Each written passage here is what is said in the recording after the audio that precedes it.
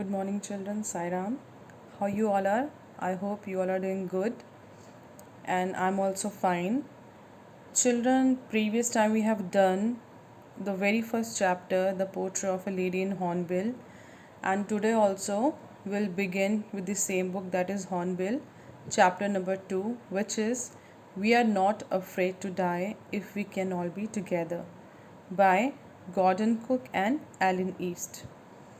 So, this chapter is based on the real experience of the narrator. Have you ever experienced something like death very closely? Sometimes it happens with us that if we are very much adventurous, or sometime unknowingly we just fall in that condition where we have experienced things like that, and once we are out of that, we thank God and we thank our luck also, because we may have experienced such thing. So this chapter, We Are Not Afraid to Die If We Can All Be Together, is a real experience of the narrator Gordon Cook and his family. So let's see the introduction first. Introduction. The narrator Gordon Cook, his wife Mary, and their children Jonathan and Suzanne set sail on a ship to imitate the historical round the world voyage undertaken by James Cook in 1768. The journey began from Plymouth, England, and headed south to Cape Town, South Africa. It was expected to journey to Australia through the endless Indian Ocean and finally return to England. Unfortunately, the ship partially wrecked in the Indian Ocean and the sailors faced death very close. So, when the narrator started off with the journey, with the voyage means the sea journey. So, when he started with that, he actually was continuing the voyage done by James Cook in the year 1768. So he wanted to continue the same journey. It wasn't completed at that time, so this time Gordon Cook, he just wanted to continue with the same journey. That's why he planned to go on a voyage with his family, with his wife Mary, his son Jonathan, and his daughter Suzanne.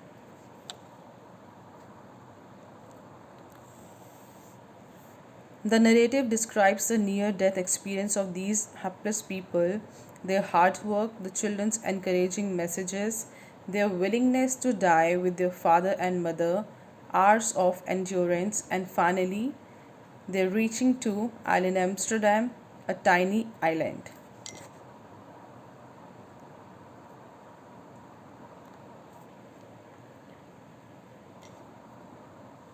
So, these are the characters: the narrator, captain of the ship, Mary, wife of the narrator, Jonathan, 6-year-old son of the narrator, Suzanne, 7-year-old daughter of the narrator, Larry Vigil, American crewman hired from Cape Town, Herb Segler, Swiss crewman hired from Cape Town. So these are the main characters of the story. Now let's see the nautical terms, which are very important. Voyage, which means a sea journey. Set sail, started to sea voyage. Seafaring, traveling on the sea. Wave walker was a 23-meter long boat, 30-ton wooden hull beauty.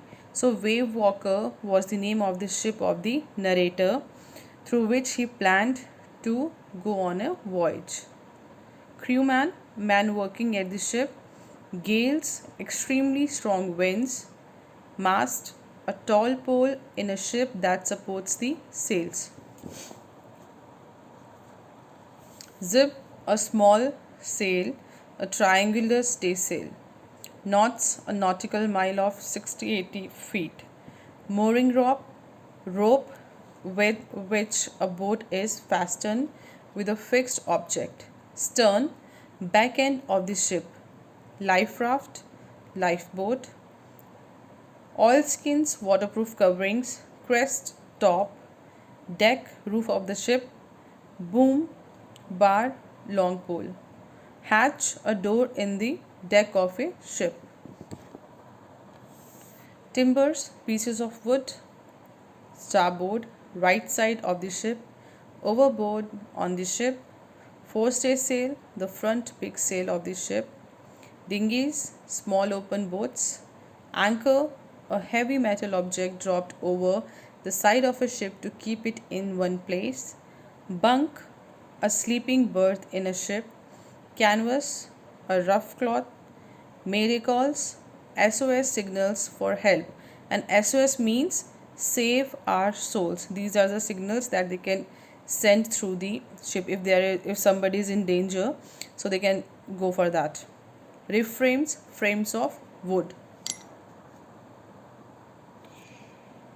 Keel, a long piece of wood steel along the bottom of a ship, which helps it to keep upright. Rib, one of the ship's curved timbers. Steering, the mechanism by which one controls the direction of a ship. Planks, long flat pieces of timber. Rigging, ropes that balance the mast of the ship. Sextant, an instrument for measuring angles and distances. Hull, frame, offshore, near the shore. Compass, an instrument with magnetized needle for telling directions. So these are some of the important words along with the meanings. You can go through them again, so the chapter will be more clear to you.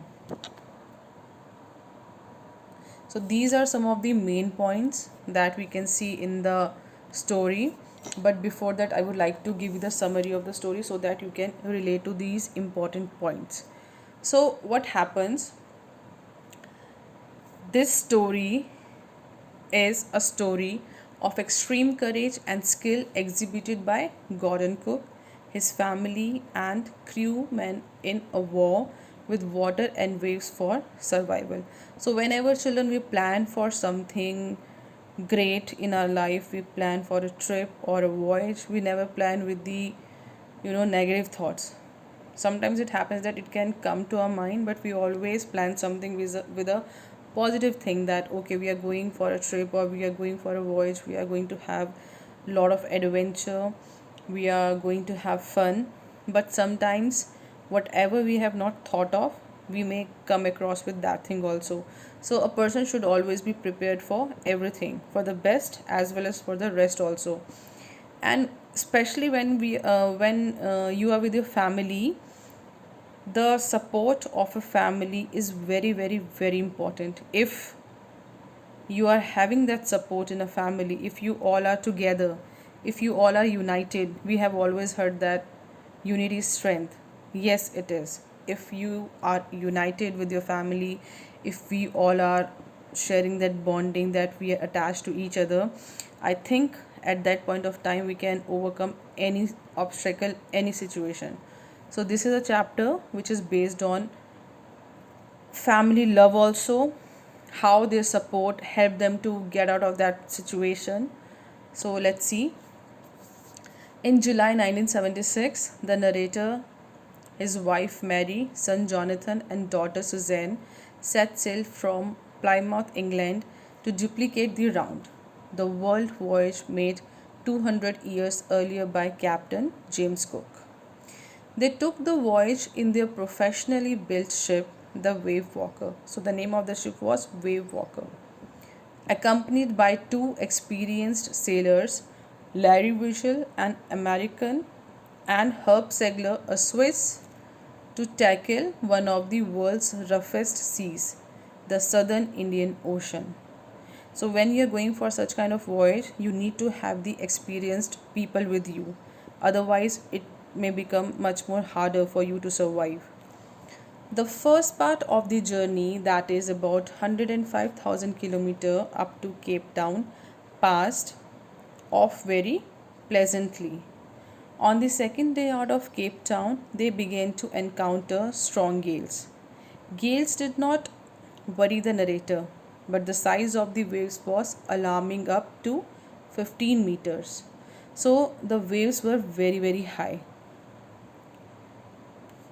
On 25th December, the writer's ship was in the southern Indian Ocean, 3,500 km to the east of Cape Town.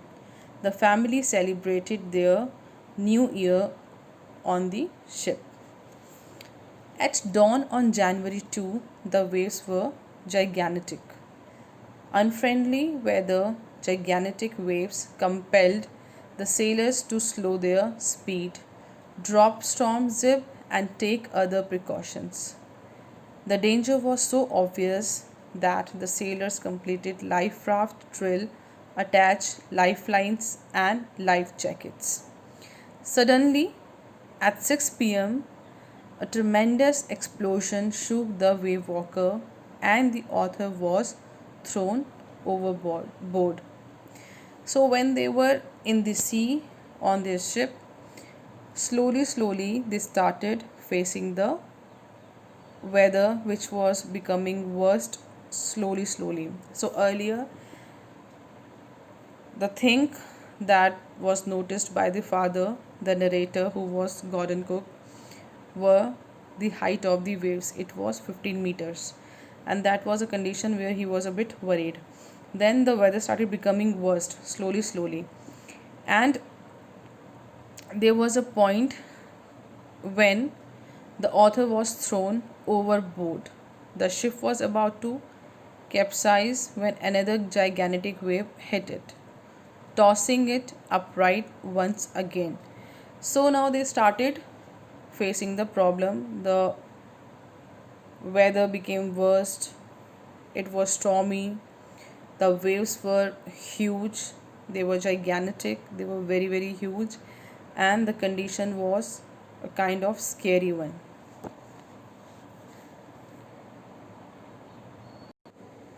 So the author was thrown back onto the deck, his head and ribs smashing against the walls. In spite of his injuries, the narrator took charge of the situation. Somehow, he found the wheel, lined up the stern for the next wave, and hung on till Mary appeared and took charge of the wheel. Larry and Herb started pumping out water like madmen. The whole starboard side bulged inwards. The narrator managed to cover canvas across the gaps to prevent water from entering the ship. Then came more problems. Their hand pumps stopped working and electric pump short circuited. Fortunately, the narrator found a spare electric pump under the chart room that worked. The entire night was spent in pumping, steering, repairing, and sending radio signals. The narrator checked charts and calculated that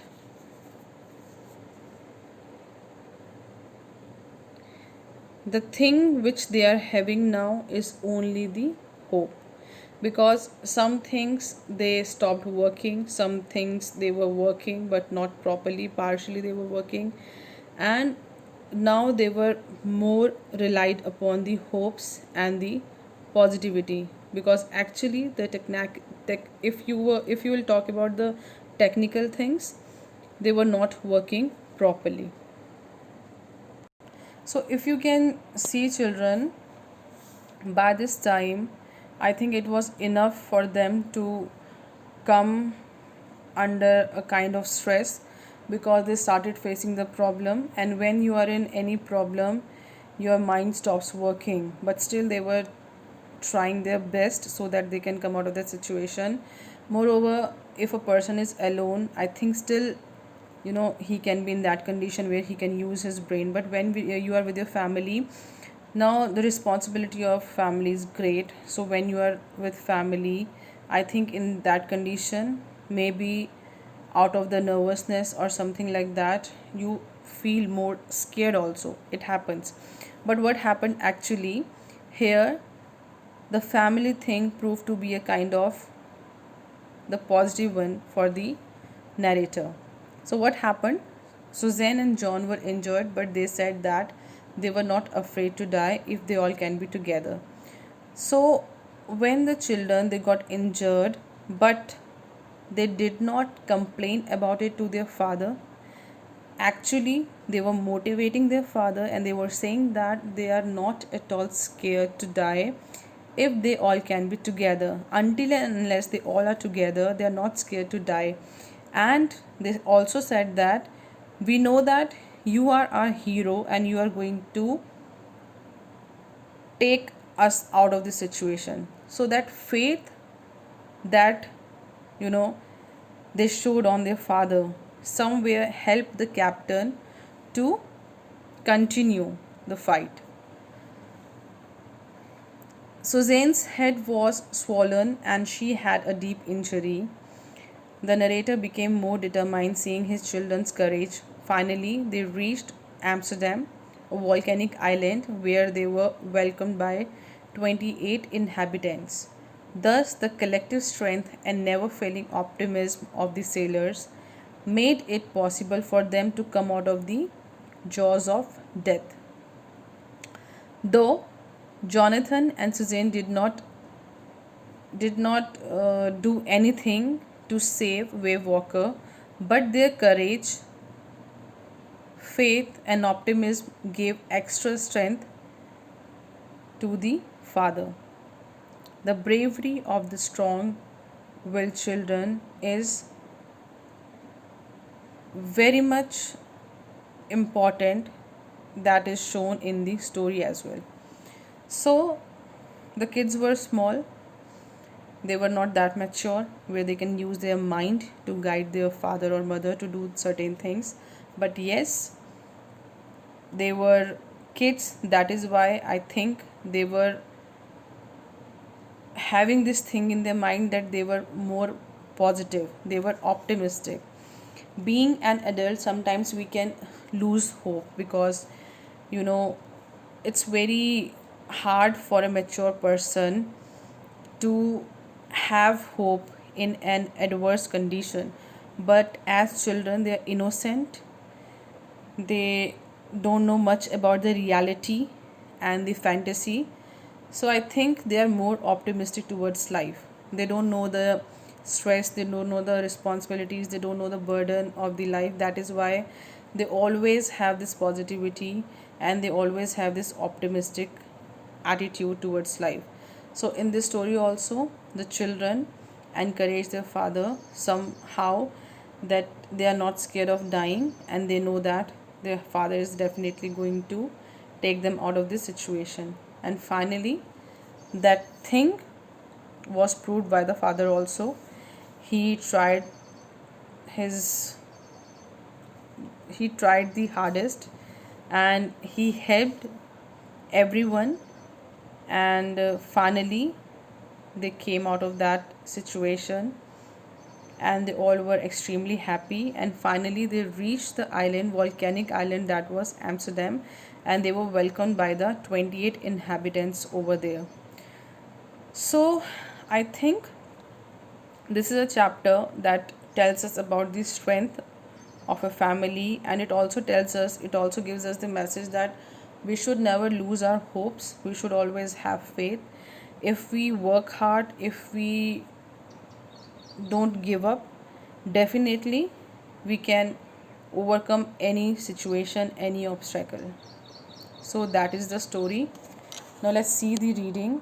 These are the main points, children. You can go through them. It will help you to understand the chapter more clearly. These are some of the important points related to the chapter only. You can go through it. That what happened on January 3, what happened on January 4, main points are there. So now let's see the reading. In July 1976, my wife Mary, son Jonathan 6 and daughter Suzanne 7, and I set sail from Plymouth, England to duplicate the round the world voyage made 200 years earlier by Captain James Cook. For the longest time, Mary and I, a 37-year-old businessman, had dreamt of sailing in the wake of the famous explorer, and for the past 16 years, we had spent all our leisure time honing our seafaring skills in British waters. Our boat, Wave Walker, a 23-meter, 30-ton wooden hull beauty, had been professionally built. and we had spent months fitting it out and testing in the roughest weather we could find. The first leg of our planned 3-year, 105,000-kilometer journey passed pleasantly as we sailed down the west coast of Africa to Cape Town. There, before heading east, we took on to crewman American Larry Vigil and Swiss Herb Segler to help us tackle one of the world's roughest seas, the Southern Indian Ocean. On our second day out of Cape Town, we began to encounter strong gales.